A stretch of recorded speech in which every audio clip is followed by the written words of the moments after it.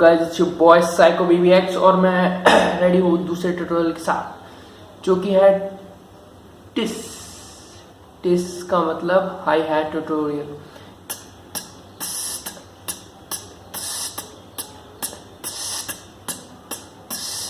तो hi hat कैसे करना है? टी टी इसका वर्ड है टी। अपने दांतों को क्लोज कर लो ऐसे और करो।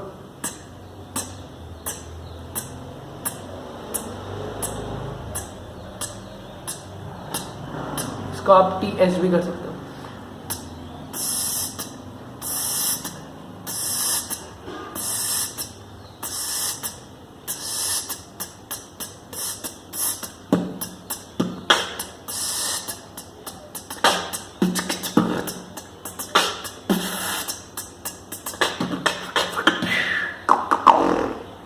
अगर आपको कुछ भी प्रॉब्लम आती है या फिर कोई भी दिक्कत हो रही है हाई हैट सीखने में, तो आप कमेंट करके बता सकते हैं कि आपको क्या प्रॉब्लम आ रही है।